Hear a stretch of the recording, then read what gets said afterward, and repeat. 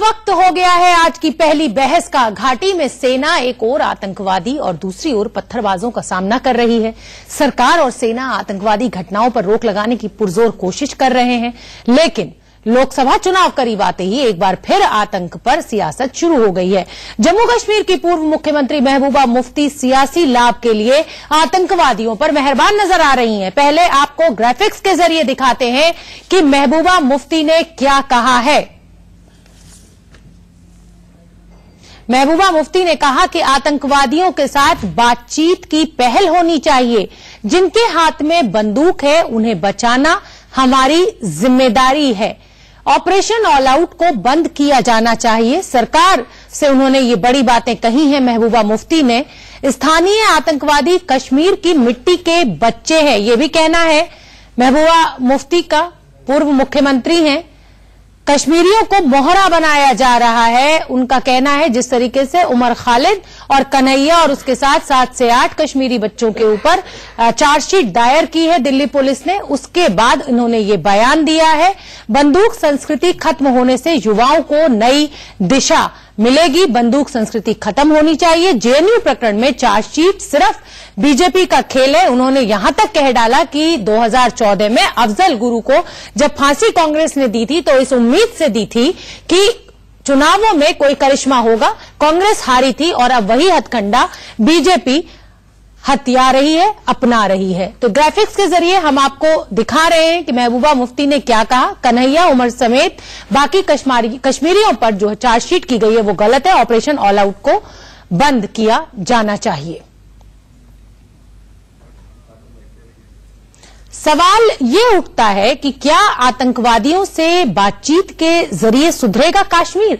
सवाल ये भी उठता है कि क्या बातचीत से मिट्टी के लाल छोड़ेंगे बंदूक का रास्ता। आज की पहली बहस हम इसी मुद्दे पर करेंगे और एक बड़ा पैनल भी हमारे साथ जुड़ेगा और हम ये भी जानेंगे कि महबूबा मुफ्ती की आखिर नीयत क्या है। लेकिन पहले सुन लीजिए कि महबूबा मुफ्ती ने आखिर कहा क्या है, जिस पर हम करेंगे आज की पहली बहस।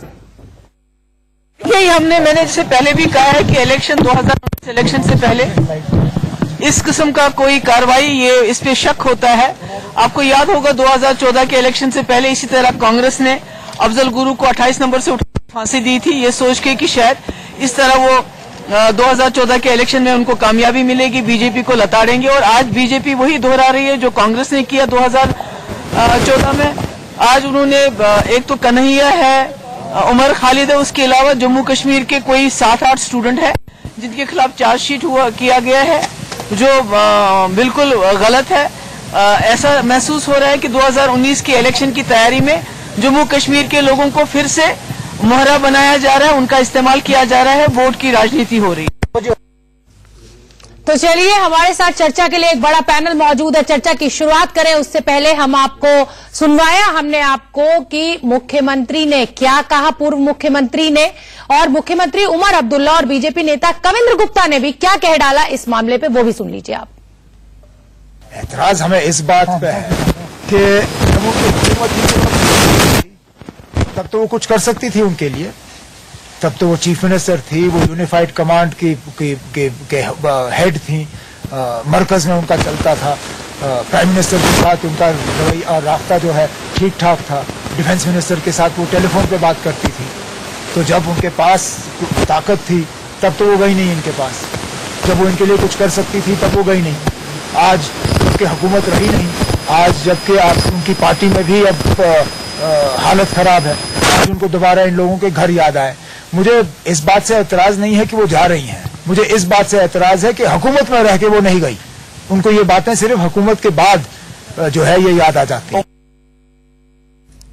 आतंकियों के साथ किस प्रकार की बात हो सकती है? वो गोली की भाषा समझते हैं, गोली की भाषा में बात करते हैं। मुझे लगता है उनको इसी तरह से जवाब दिया जाना चाहिए। ये कितनी प्रकार की जो मिलिटेंट आउटफिट्स हैं, कितने प्रकार के कोई किससे बात करेंगे, ऐसा कोई है नहीं है। इस प्रकार की बात करना, मुझे लगता है कि महबूबा जी की खिसकती हुई जमीन को वो दोबारा बरकरार रखना चाहती हैं। वो समझती हैं कि इस प्रकार के जो स्लोगन्स दे करके या बात करके, इस प्रकार की चर्चा करके वो आगे बढ़ेंगी। मुझे नहीं ऐसा लगता। कश्मीर के लोग समझने लगे हैं, कश्मीर के लोगों ने बहुत इस प्रकार का दुख सहा है। आज वो चाहते हैं कि अमन और ईमान हो। आज उनके बच्चे बाहर पढ़ रहे हैं अपनी स्टेट छोड़ करके, ये अपनी लाइफ की सिक्योरिटी नहीं है। इस सारे हालात में मुझे लगता है समय बदलेगा। आज कश्मीर की जनता को ये समझना चाहिए इस प्रकार के जो स्लोगन्स हैं, जो मिलिटेंट्स की सपोर्ट है, कोई अच्छी बात नहीं है। ये हम अपने नौजवानों को कहीं ना कहीं उस ये सारे गंदगी में उनको भेज रहे हैं, ये अच्छी बात नहीं। तो महबूबा मुफ्ती को भी आपने सुन लिया, उमर अब्दुल्ला को भी आपने सुन लिया, कविंद्र गुप्ता को भी आपने सुन लिया। 2019 करीब है, सियासत तो बनती है और महबूबा मुफ्ती ने कुछ ऐसा बयान दे डाला है जिस पर पहली बहस भी बनती है।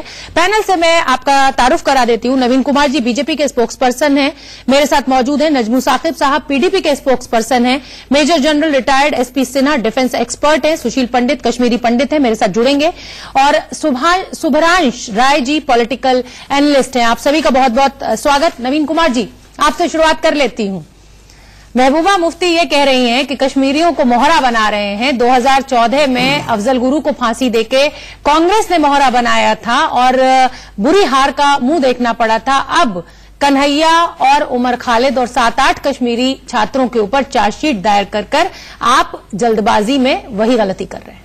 अचानक कश्मीरी जो लोग हिंदुस्तान के खिलाफ बोल रहे थे, उनके प्रति इतना प्रेम महबूबा मुफ्ती जी का क्यों नजर आया?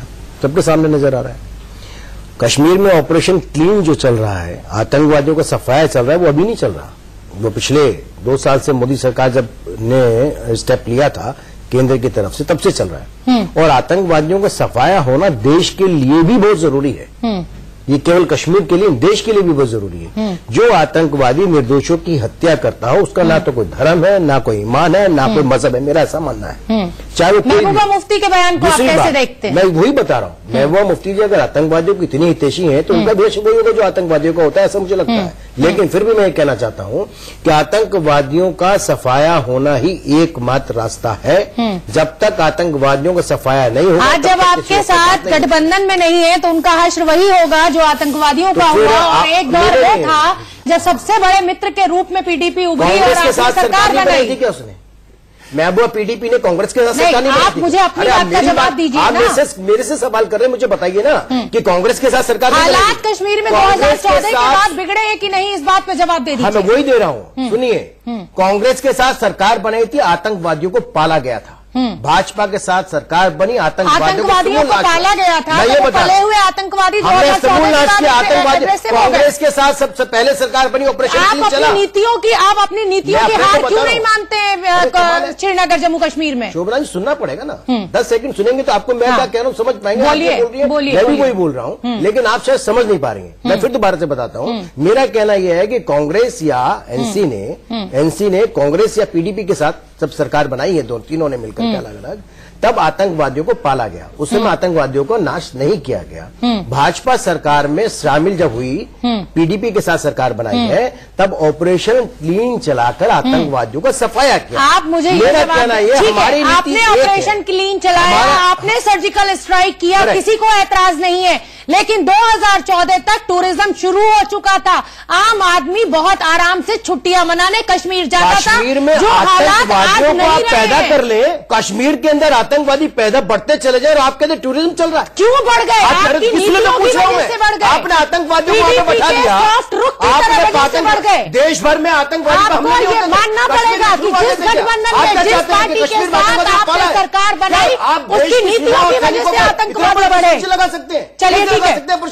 आतंकवादियों को सफाई से पहले कभी नहीं हुआ। रुक जाइए। मेजर जनरल एसपी सिन्हा, जब बड़े पॉलिटिशियंस, पूर्व मुख्यमंत्री इस तरह के गैर जिम्मेदाराना बयान देते हैं तो फोर्सेस के ऊपर क्या बीतती होगी? ये कहती हैं मैडम कि आतंकवादी संगठनों से बात की जानी चाहिए। उनके हाथ में बंदूक है, जैसे कि हमारे हाथ में तो चूड़ियां हैं। बंदूक जिनके हाथ में है उनसे बात की। क्या डिमोरलाइज होती हैं फोर्सेस ऐसे नेताओं के बयानों से? जब इस तरह की बात महबूबा करती हैं तो फौज के छाती पे सांप लौटता है, फौज का मोरल डाउन होता है, उनका मनोबल टूटता है।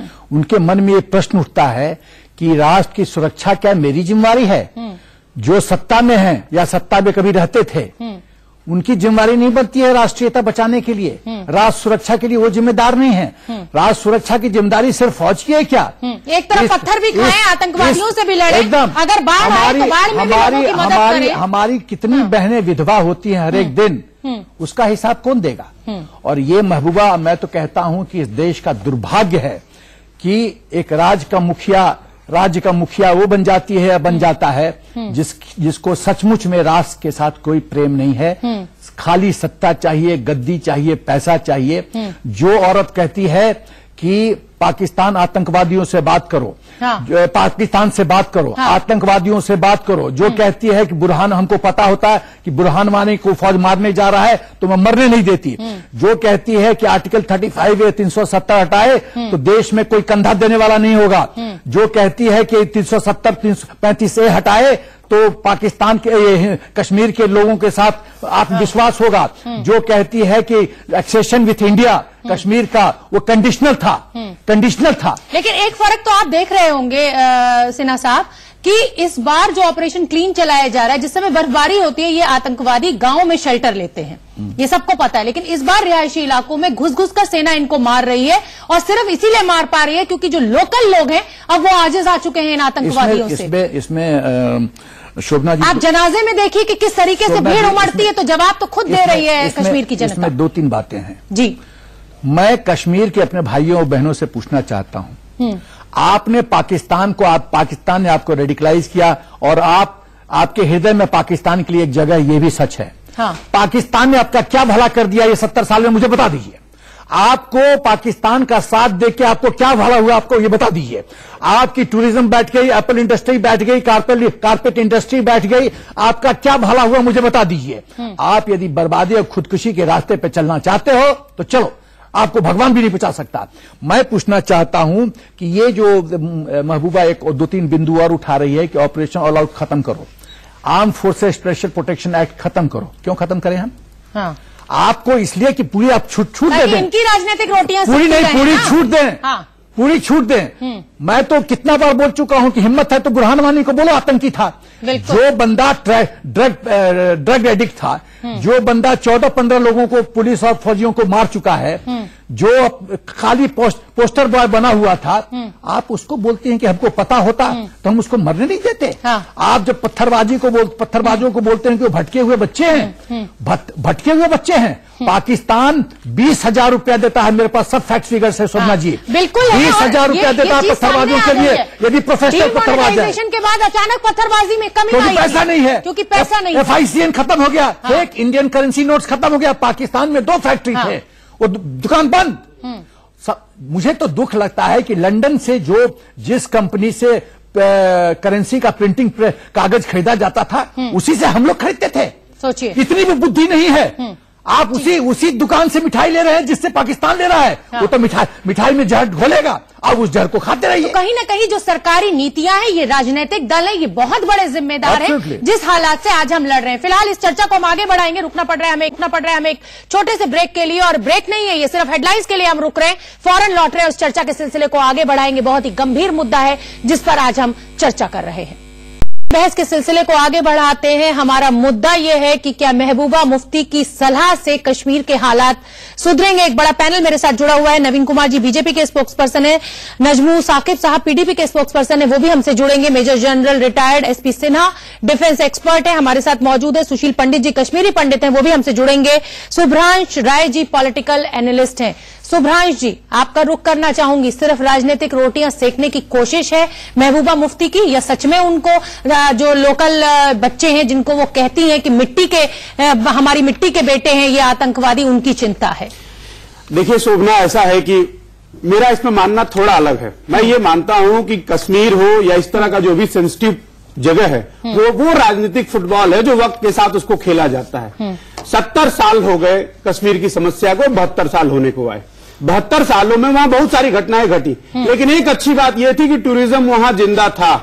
पिछले 4.5 सालों में, 4 साल 10 महीनों में भी सेम घटना घटी। जब तक आप पीडीपी के सहयोगी थे कश्मीर ठीक था। जब भारतीय जनता पार्टी का पीडीपी के साथ अलायंस खत्म हो गया, कश्मीर में रातों रात टेररिस्ट आ गए। बिल्कुल। तीसरी इंपॉर्टेंट बात, हमारे प्रधानमंत्री ने लाल किले से कहा था कि हर समस्या का समाधान बंदूक नहीं है। हाँ। हम वहां रोजगार डेवलप करेंगे। इसका मतलब 4 साल 11 महीने में आप रोजगार डेवलप नहीं कर पाए। हाँ। और सबसे इंपॉर्टेंट बात कि टेररिस्ट कौन है, किसको आप टेररिस्ट बार बार कहते हैं? टेररिस्ट, रेपिस्ट, मर्डरर, सबकी डिफिनेशन सेम है। हाँ। वो कश्मीर में है तो टेररिस्ट है, और जो यूपी बिहार दिल्ली में बैठा है वो टेररिस्ट नहीं है। 1 मिनट अमीन जी, पहले सुनिए।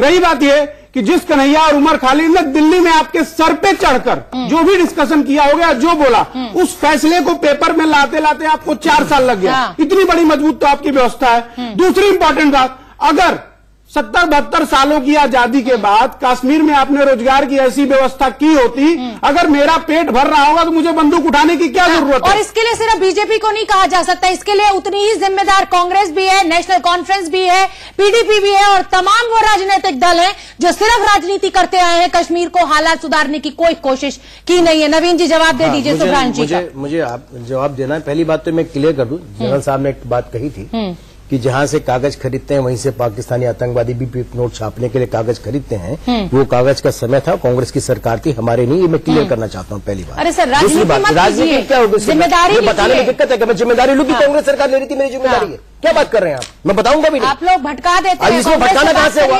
अगर इस पर डिस्कशन नहीं था, मैंने तो क्लियर किया। देश के लोगों को तो मुझे बताइए पहले। अरे आप इस पर डिस्कशन करना चाहते हैं, मैं क्लियर करने में आपको दिक्कत हुई? चलिए जवाब दीजिए। दूसरी बात, मैं अपने राजनीतिक विशेषज्ञ साहब का भी कहना चाहता हूं, कश्मीर में आतंकवादी और उत्तर प्रदेश में आतंकवादी नहीं, ऐसे किसने कहा? उत्तर प्रदेश में भी तो आतंकवादी मारे जा रहे हैं, और कश्मीर में केवल आतंकवादी थोड़ी, फाइनेंशियल फ्रॉड के लोग भी पकड़े जा रहे हैं। जो लोग निर्दोषों की हत्या करता है, जो बंदूक उठा करके मारता है, उसी को तो आतंकवादी कहेंगे। आप किसको आतंकवादी कहना चाहते हैं? आप ये कहना चाहते हैं कश्मीर में मारे गए आतंकवादी नहीं है? आप क्या कहना चाहते हैं? छत्तीसगढ़ में वही लोग अगर आपको मारते हैं तो उनके हजारों करोड़ का पैकेज आ रहे हैं, उसके लिए कश्मीर में आतंकवादी आते हैं। 1 मिनट रुकिए, सत्ता में 3 साल तक बोला था क्या? मेरी बात सुनिए ना। आपने कहा 4.5 साल। सुनिए, दूसरी बात, छत्तीसगढ़ में जो नक्सलवाद है वो हमारी अपने घर की समस्या है। नहीं कर सकते। पहले पैदा हुआ, सुनिए मेरी बात, कोई तुलना नहीं, आज भी है। आप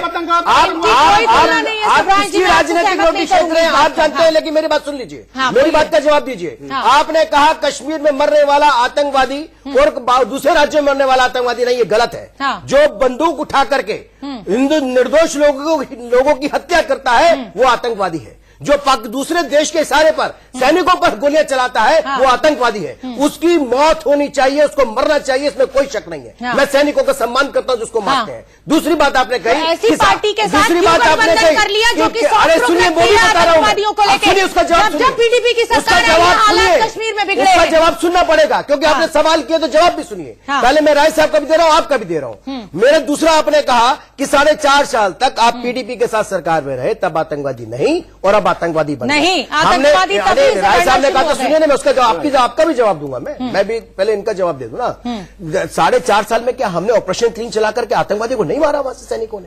क्या 4.5 साल में सैनिकों ने आतंकवादियों की हत्या नहीं करी जो उनको पर निर्दोषों की हत्या कर रहे थे? आप क्या बात करते हैं? आप अपना चश्मा उतारिए और देखिए, सैनिकों का सम्मान करना सीखिए। आतंकवादी इस धरती पर कोई भी होगा, उसको नहीं रहना चाहिए। अब आपकी बात में कहता हूं शोभना जी, अब शोभना जी मैं आपकी बात का भी जवाब दे देता हूं। आपने मुझसे एक सवाल किया था अभी, तो मैं उसका जवाब देता हूं। हमारा कहना यह है कि 4 साल 4.5 साल की आप बात कर रहे हैं बार बार, और छत्तीसगढ़ की भी आपने बात करी है। दोनों में जमीन आसमान का अंतर है। हम सरकार में शामिल हुए वो इसलिए हुए कि भाजपा को सदा यही कहा जाता था कि अछूती है और उत्तर प्रदेश, यहाँ जम्मू कश्मीर में सरकार में नहीं आ सकती, कुछ काम नहीं किया, मुस्लिम विरोधी है। सरकार में शामिल होने के बाद पहली बार जम्मू कश्मीर में डेवलपमेंट के जितने काम हुए उतने कभी नहीं हुए जितने डेवलपमेंट के काम हो जाते, रोजगार डेवलपमेंट से आता है। रोजगार पुल जो है हवा में नहीं बनता, फूंक मारने से नहीं बनता। वहां पे बनने वाले टूरिज्म के लिए बड़े स्पॉट सिद्ध हुए, हमने विकास पर रोजगार पर युवाओं पे ध्यान नहीं है एजुकेशन सिस्टम को सुधारने का काम अगर जम्मू कश्मीर में हुआ तो पहली बार हुआ। उसके लिए अगर पंजाब प्रॉब्लम हल हो सकती है तो कश्मीर वो भी हल हो सकता है। अगर ये राजनीति करना बंद करे, कांग्रेस ने कहा कि मरने वाले आतंकवादी निर्दोष है, आपने उसको क्यों नहीं ललकारा? गुलाम नबी आजाद ने कहा कि मरने वाले आतंकवादी और अब्दुल्ला वो भी यही बोल रहे हैं। आतंकवादियों को जिस समर्थन तरीके में की खड़े हैं। बयानबाजी की जा रही है, कहा जा रहा है कि कश्मीर के लोगों को मोहरा बनाया जा रहा है, कि आपको लग रहा है कि कश्मीर के लोगों को मोहरा बनाया जा रहा है, या ये सिर्फ पीडीपी की सरकार है, महबूबा मुफ्ती है, जो सिर्फ वोट बैंक के लिए कुछ भी बोल रही है, कुछ भी कह रही है? कश्मीर के लोगों को मोहरा बनाया जा रहा है। मैं तो बोलता हूं महबूबा पूरे हिंदुस्तान को मोहरा बना रही है। अरे मुझे शर्म आती है अपनी प्रजातंत्र व्यवस्था पे कि ऐसे ऐसे लोग सर्वाइव कर रहे हैं पॉलिटिकल सिस्टम में। इनका जगह तो जेल होना चाहिए जो ऐसे ऐसे पॉलिटिकल सिस्टम में सर्वाइव कर रहे हैं। ये किस तरह का बकवास करती है? ये फौज को चैलेंज करती है, ये आतंकवादी को सपोर्ट करती है। ये बयान कितना शर्मनाक है कि आतंकवादियों के हाथ में बंदूक है, और इसलिए बंदूक की अगर संस्कृति खत्म करनी है तो आतंकवादी संगठनों से बात करनी पड़ेगी। हमारी सेना ने क्या चूड़ी पहनी हुई है? Indian Sushil Pandit, madam just 30 seconds. Madam, Indian penal code है कि आप पुलिस को उसके अपने ड्यूटी करने से यदि रोकती हैं तो वो आपको अरेस्ट कर लेगा। हाँ। और यहां है कि पत्थर फेंका जाता है, क्रिमिनल एक्ट है, क्रिमिनल एक्ट है, हमारे जवान मरते हैं, मेजर आदित्य के अगेंस्ट FIR होता है, गोगोई के अगेंस्ट FIR होता है। ये क्या बकवास हो रहा है? तो मतलब राजनीतिक दलों को आप जिम्मेदार मानते हैं पूरी तरह से? जिम्मेदार ना ये अपने प्रदेश को संभाल पा रहे हैं, ना ये सेना की इज्जत कर पा रहे हैं, और नागरिकों के बारे में इस देश का दुर्भाग्य है। इन लोग को होना चाहिए जेल में सलाखे के पीछे। ये सत्ता में रहते हैं, पैसा कमाते हैं, इनको जेल में होना चाहिए। सुशील पंडित जी, कश्मीरी पंडित अभी अभी चर्चा में हमसे जुड़े हैं। सुशील जी, आप थोड़ा सा देर में आए हैं। हमारा सवाल आपसे यही है कि महबूबा मुफ्ती ने कहा कि मिट्टी के बेटे हैं ये आतंकवादी, अगर बंदूक संस्कृति खत्म करनी है तो इनसे बात करनी पड़ेगी। जो गलती 2014 में कांग्रेस ने की थी अफजल गुरु को फांसी पर चढ़ाकर ये मैसेज देने की कि हम चुनाव जीतेंगे, वही गलती बीजेपी ने कर दी है उमर खालिद और कन्हैया और 7-8 कश्मीरियों पर वो चार्जशीट दायर कर। क्या कहेंगे आप? देखिए, महबूबा मुफ्ती और अब्दुल्ला वही कर रहे हैं जो उनकी घोषित नीति है। वो पाकिस्तान की और हुर्रियत की बिचौलियागिरी करते हैं। हाँ। वो आतंकवादियों के साथ परामर्श करके अपनी नीति बनाते हैं। वो पत्थरबाजों को बिना शर्त रिहा करते हैं। वो मुआवजे पहुंचाते हैं आतंकवादी परिवारों को। वो हमारी सेना पर FIR करते हैं। वो हर वो काम करते हैं जो उनकी घोषित नीति का हिस्सा है। मुझे उनसे इतना प्रॉब्लम नहीं है, मुझे प्रॉब्लम उन लोगों से है जो इन्हें पालते हैं, केंद्र में रहकर इन्हें पालते हैं। महबूबा मुफ्ती को सत्ता तशरी पे रखकर किसने सौंपी थी? क्या उनके पिता मरहूम मुफ्ती को और अब्दुल्ला परिवार को सत्ता कौन बिठाता रहा है? हाँ। हमें सवाल उन लोगों से पूछना चाहिए जो हमारे हामी होने का दम भरते हैं, जो इस देश की रक्षा करने का प्रण लेते हैं, उस पर चुनाव जीतते हैं और उसके बाद कश्मीर में घुटने टेकते हैं। हमें प्रश्न वो है। आप नेशनल कॉन्फ्रेंस के लिए भी कह रहे हैं और पीडीपी के लिए, तो आप ये कहना चाह रहे हैं कि ये दोनों राजनीतिक दल हैं, इन्होंने सिर्फ वोट बैंक की राजनीति की है, ना इन्हें कश्मीरियों से कोई लेना देना है, ना इन्हें उन आतंकवादियों जिनको ये मिट्टी का बेटा बता रहे हैं उनसे कुछ लेना। देखिए, आप फारूक अब्दुल्ला, उमर अब्दुल्ला, महबूबा मुफ्ती, मुफ्ती मोहम्मद सईद, इनके सब बयान देख लीजिए। ये competitive communalism, competitive separatism, competitive politics कर रहे हैं उस कंस्टिट्यूएंसी के सहानुभूति अर्जित करने के लिए जो भारत को तोड़ना चाहती है। और इनकी इस राजनीति में पक्षधर बने हुए हैं, साथ देने वाले बने हुए हैं हमारे देश के मुख्य धारा के राजनीतिक दल। इनसे समझौते करते हैं। आप एजेंडा ऑफ अलायंस पढ़ लीजिए। हाँ। उसमें आप साफ तौर पर पाते हैं कि AFSPA हटाया जाएगा। कश्मीर से आते हैं सुशील जी, आप कश्मीर से आते हैं। मैं आपसे ये जानना चाहूंगी कि 2014 तक हम कश्मीर में आम आदमी जाने लगा था, टूरिज्म फूलने लगा था, डल लेक में हमें शिकारों की संख्या बढ़ती हुई दिखने लगी थी। अचानक 2014 के बाद ऐसा क्या हो गया कि हालात इतने खराब हो गए? ऑपरेशन क्लीन की मैं सराहना करती हूं, लेकिन हालात इतने बिगड़ ही क्यों गए? क्या कारण आप देखते हैं? क्या नीतियों को जिम्मेदार मानते हैं, या बीजेपी और पीडीपी के साथ को आप जिम्मेदार मानते हैं, या पीडीपी का हमेशा क्योंकि आतंकवादियों के लिए सॉफ्ट रुक रहा है उसको जिम्मेदार मानते हैं? देखिए, सतही तौर पर कभी चीजें ठीक होती दिखाई पड़ती हैं, कभी सैलानी आते जाते दिखाई पड़ते हैं। आप क्या ये कहेंगे कि 9/11 के बाद यदि अमेरिका पर कोई आतंकवादी हमला नहीं हुआ तो क्या अमेरिका आतंक के खतरे से निरापद हो गया, बच गया? क्या उन्हें कुछ नहीं करना चाहिए? ये किसी भी, खासकर आतंक और जिहाद के आकलन की बहुत ही बचकानी एक पैमाइश है कि ऐसा दिख रहा है सतह पर कि सब ठीक है। आज पिछले साल होमलैंड सिक्योरिटी का बजट अमेरिका का इतिहास का सबसे बड़ा बजट था, क्योंकि जब तक आप उसको जड़मूल से नाश नहीं करेंगे, हमारे यहां आए दिन ये विज्ञप्तियां जारी की जाती हैं, अब 350 रह गए, अब 250 रह गए, जैसे हर रोज रोल कॉल ली जाती है, अटेंडेंस मार्क की जाती है आतंकवादियों की। ये अच्छा, फिर डिबेट्स में ये होता है हमने इतने मारे, तुमने इतने मारे। भाई ये बचकाना काम बंद कीजिए। लेकिन क्या आतंकवादियों को आप मिट्टी का बेटा कहेंगे या ये पाकिस्तान के स्पॉन्सर्ड आतंकवादी हैं? क्या मुझे इस बात का जवाब ये भले ही कश्मीर में पैदा हुए हों, कश्मीरी बोलते हों, देखिए इसका मुसलमान और हिंदू पहले कहते थे गुड टेररिस्ट बैड टेररिस्ट, अब कहते हैं local terrorist foreign terrorist. Terrorist terrorist होता है, जिहादी जिहादी होता है, वो जब जान लेता है, गोली मारता है, बम फेंकता है तो हमारी सेना मरती है। चाहे वो अपना ही बेटा क्यों ना हो, अपने बेटे को भी माँ जो है उसकी लाश को देखने से इनकार कर देती है। ये वो धरती है हिंदुस्तान जहां पर बेटा गलत काम करता है तो माँ बाप उसकी लाश को थाने से उठाते नहीं है, सेना से लेते नहीं है। सेना साहब आप कुछ कह रहे, फिर आपके पास आऊंगी। शोभना दो बातें। ये जो महबूबा कह रही है कि कश्मीरी बच्चों को टारगेट किया जा रहा है, दिल्ली में खालिद का नाम ले रही है, क्या ये सच नहीं है? क्या वहां आवाज उठ रही थी हिंदुस्तान तेरे टुकड़े होंगे इंशाअल्लाह इंशाअल्लाह? क्या ये सच नहीं है? वो कौन थे जो आवाज उठा रहे थे? खालिद उसमें इन्वॉल्व नहीं है। कुछ लोग बोल रहे हैं कि आई विटनेस नहीं है। डैम इट, आई विटनेस नहीं है। आवाज क्या भगवान इंद्र के गद्दी से आ रहा था क्या? लेकिन महबूबा मुफ्ती को तो राजनीति करने का मौका मिल गया और बीजेपी की सबसे बड़ी गलती बता रही है 2019 से पहले। अरे मैं क्या बोलूं, अब टीवी पे क्या बोलूं मैडम।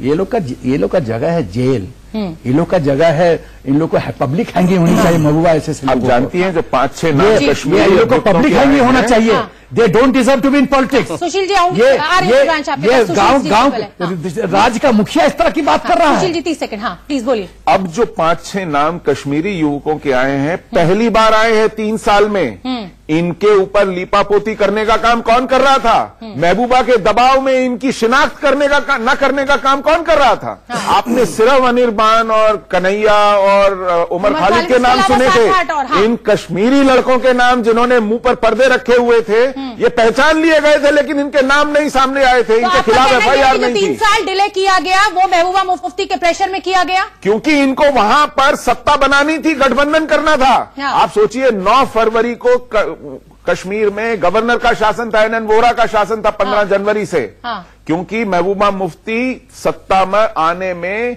नखरे कर रही थी, कुछ और मोलभाव कर रही थी। वो आई सत्ता में 1 अप्रैल को। इस बीच क्योंकि उनके साथ बातचीत चल रही थी, इन कश्मीरी युवकों, अलगाववादियों, नारेबाजों को ना ही चिन्हित किया गया, ना इनके खिलाफ FIR जारी की गई। ये गुमनाम रहे। ऐसा है, यानी कि बीजेपी भी उतनी ही जिम्मेदार है कि इनको बचाने में सिर्फ गठबंधन की। सुब्रांश का रिएक्शन ले ले, उसके बाद आऊंगी नवीन। देखिए पूरा हिंदुस्तान कहता है कश्मीर पीड़ित है, बिल्कुल सच है। पूरा हिंदुस्तान कहता था पंजाब पीड़ित है। एक KPS गिल ने पंजाब ठीक कर दिया, वहां आर्मी भी थी, वहां अगर ये राजनीतिक दल सेना को सौंप दे तो अभी ये 10 दिन की भी समस्या नहीं है। नहीं, सेना को सौंप दे या अपने पुलिस सिस्टम पे भरोसा करे तो ठीक हो सकता है। 1984 पंजाब क्लियर, सारा ड्रग्स क्लियर, सारे टेररिस्ट खत्म, जो कुछ बचे थे वो कनाडा शिफ्ट हो गए। रही बात यह कि 70 सालों से आप उसे टेररिस्ट का खेल खेलते हो। जब सत्ता चलानी होती तो हर कोई प्यारा है, हम विकास की बात करेंगे। जैसे ही सत्ता गई फिर से बंदूक का खेल शुरू हो जाता है। माना कि उन आतंकवादियों ने बहुत सारे निर्दोष लोगों को मारा, लेकिन उन आतंकवादियों के द्वारा अगर भारतीय जनता पार्टी की सरकार ये क्लेम करती है कि हमारे सैनिकों ने वहां पे 2000 आतंकवादी मारे, तो भैया मुझे बड़े दुख के साथ कहना पड़ रहा है कि 1200 हमारे जवान भी मारे गए। उन जवानों के परिवार की जिम्मेदारी किसकी बनती है? किसको चिंता है? दूसरी अगर विकास आपके पास इतना सक्षम होता, एक मिनट पहले बात तो समझिए। आपका इतना सक्षम पंजाब में इन्होंने लेकिन पंजाब की समस्या जब हल करनी चाहिए पंजाब में आतंकवाद का सफाया हुआ। मेरी बात सुनिए, मैं वो भी था, आपने कहा पंजाब में आतंकवादियों का सफाया क्या KPS गिल जी ने, और यानी उनको पूरी छूट दी गई इसलिए कर दिया। उस समय अपोजिशन में आतंकवादियों के खिलाफ थे सब लोग, कहते नहीं थे कि आतंकवादी निर्दोष है। ये नहीं कहते आतंकवादी नहीं, ये निर्दोष युवक। आज कांग्रेस के लोग क्यों बोल रही है? जी तो सहयोग कर रही थी। कांग्रेस और विपक्ष के लोग पूरे देश में कह रहे हैं कि वह निर्दोष लोग मारे जा रहे हैं। ये कौन सा तरीका? इंटरनेशनल फोरम पर जाकर के कह रहे हैं कश्मीर में आतंकवादी दिल्ली से अपने चेहरे से नकाब उतार करके साफ साफ बात करिए। कांग्रेस की बात कर, अपनी बात कर रहा हूँ ना मैं। हम क्या बात करेंगे आप? साथ तो आपने गठबंधन कर लिया। अरे भाई गठबंधन किया तो ऑपरेशन क्लीन किया, गठबंधन किया, आतंकवादियों को सफाया किया, आपने आतंकवादियों को पाला पोसा पल्लवित किया। क्या बात करते हैं आप दोनों को इससे जोड़ेंगे? सोमना, मेरा ख्याल है हम लोग मुद्दा से थोड़ा भटक रहे हैं। मुद्दा क्या है कि महबूबा ने क्या क्या कहा, बिल्कुल, और उसमें कितना दम है, यही मुद्दा है। बिल्कुल यही मुद्दा है। और महबूबा का क्या अपना चरित्र है। महबूबा ने कहा ऑल आउट खत्म करो, पाकिस्तान से बात करो, आतंकवादी संगठनों से बात करो, भूमिपुत्र है, आतंकवादियों रमजान में सीज फायर करो, सीज फायर करो। उसने तो वो तो ऐसी सी बात कर। एक सेकंड 30 सेकंड और दीजिए। सवाल ये पैदा होता है कि जिन्होंने अपनी राष्ट्रभक्ति पाकिस्तान को गिरवी कर रखा है, जो गिलानी ऐसे ऐसे लोग टेरर फंडिंग लेके हैं पाकिस्तान से, जो स्टोन पेल्टर्स, प्रोफेशनल स्टोन पेल्टर को 20,000 दिया जाता है, जो स्टोन पेल्टिंग एक इंडस्ट्री बन चुकी है कश्मीर में। पंजाब को कश्मीर से तुलना करना वो बहुत ही बेवकूफ। लेकिन कहीं ना कहीं सरकारों नहीं, होल्ड ऑन सरकार ने मेजर सिन्हा कर दिया। मेजर नहीं, major Sinha, major general Sinha, ऐसा जनरल सुनिए, मेरे को बोलने दो ना। आप बोल रहे थे तो मैं नहीं बोल रहा था। आप बोल रहे थे, मेरे को बोलने दीजिए। आप लोग बोलते तो मैं नहीं बोलता हूँ, मर्यादा रखिए। सवाल ये होता है कि पंजाब को कश्मीर से तुलना नहीं किया जा सकता। पंजाब भिंडरा वाले का इनिशिएटिव पे ये सब बंगा हुआ था। और जब पंजाब में स्थिति परिवर्तन कब हुआ मैडम शोभना जी, मैं कहना चाहता हूं जब पंजाब पुलिस को लोगों ने, आतंकवादियों ने टारगेट करना शुरू किया, उनकी मां बहनों को क्या, तब रिवोल्ट हो गया। तब पुलिस आई, केपीएस गिल ने ठोका इनको। कश्मीर में समस्या है कि जो लोगों ने अपना राष्ट्रीयता और राष्ट्रभक्ति बेच रखा है, जो 300 मारिए फिर 300 खड़ा हो जाएंगे। वो तो बिहार का लाल साग है, काटिए फिर से उपज जाएगा। बिहार में लाल साग होता है। जय साहब, वो तो वो क्यों पैदा होता है? मैं आपको थोड़ा मेरा सुशील भाई आपसे एक मेरा सवाल है। मेरा सवाल छोटा सा, अभी आपने कहा कि 1 साल लग गया महबूबा मुफ्ती के साथ सरकार की, केंद्र सरकार की डील चली थी भी कश्मीर के लोगों का नाम मत डालो। आपको अगर 1 साल पहले पता था, जब आपको ये पता था कि महबूबा मुफ्ती इसलिए नहीं बनी चीफ मिनिस्टर कि ये डील, आपने कभी इसको उजागर क्यों नहीं किया? खूब किया, अरे कभी नहीं किया। शोभना जी आप गलत बोला, कभी भी इन लोगों के नाम नहीं दिए। जवाब दीजिए। इस तरह से मत करिए। आप तो कम से कम मत बोलिए। मैं तो जानता हूँ ना, सुशील भाई भी जानते हैं। एक वीडियो ट्वीट करके दिखा दे, 1 साल पुरानी मान लीजिए। नवीन जी, अब हम लोग रिकॉर्ड पे हैं, ये प्रोग्राम्स यूट्यूब पे हैं, आप जान सकते हैं कि वहां मुंह पर कपड़ा रखे हुए जामिया से लोग आए थे, जेएनयू के स्थानीय लोग थे, उनको कौन लाया गया था वो पहचान लिए गए थे, लेकिन उनके ऊपर कोई कार्रवाई नहीं थी, अलग बात है। लेकिन ये जो 300 मारते हैं और 400 नए पैदा होते हैं, ये खेप इसलिए आ रही है क्योंकि कश्मीर में हमने नई रिवायात शुरू की पिछले 3-4 साल में। हमने मारे गए आतंकवादियों का महिमा मंडन किया, धूमधाम से उनके जनाजे निकाले, करने दिया। हमने केवल कश्मीर में नहीं, हमने याकूब मेमन का मुंबई में जनाजा निकलवाया। बताइए, वहां पर देवेंद्र फडणवीस की सरकार है, केंद्र में मोदी जी की सरकार है। निकालने वाले कौन लोग थे? देखिए, ये भी तो बताइए। अरे भाई कमाल करते हो। अरे आप इस देश में वो लोग सत्ता इसी प्रकार से हासिल करते हैं। आप करने देते हैं। वो सत्ता हासिल करने के लिए देश में हिंदुस्तान को और इसी चैनल पर बैठ करके लोग उसके कहेंगे कि ह्यूमन राइट्स के जब आप मारे गए आतंकवादियों के आतंकवादियों जो लोग उसके समर्थन में रैली निकालते हैं, जो आतंकवादियों को निर्दोष बताते हैं, जो आतंकवादियों को उनके परिवार का सदस्य बताते हैं, कांग्रेस हो, सपा हो, बसपा हो, उनके साथी हो, आप उनका महिमा मंडप चैनलों पर क्यों करते हैं? सामने आ चुकी है लोगों के सामने। कश्मीर को वो कैंसर बना दिया गया है कि अगर इलाज करना चाहें सत्ता तो कर सकते हैं, लेकिन करना नहीं चाहते। अपनी मर्जी के हिसाब से जब और अभी भी आतंकवादियों के साथ खड़े हो, और रही बात केवल आतंकवादियों का समर्थन कर रहे हैं। ये सभी लोग जितने भी पैनलिस्ट हैं वो ये जरूर मान रहे हैं कि महबूबा मुफ्ती का ये जो बयान था बहुत ही गैर जिम्मेदाराना था और इस बयान की कोई जरूरत नहीं थी। लेकिन हाँ, इतना इस देश का आदमी जरूर समझता है कि 2019 से पहले इस तरह की बयानबाजी, वोट की राजनीति चलती रहेगी। फिलहाल पहली बहस में इतना ही। सभी मेहमानों को बहुत बहुत धन्यवाद देना चाहूंगी और आप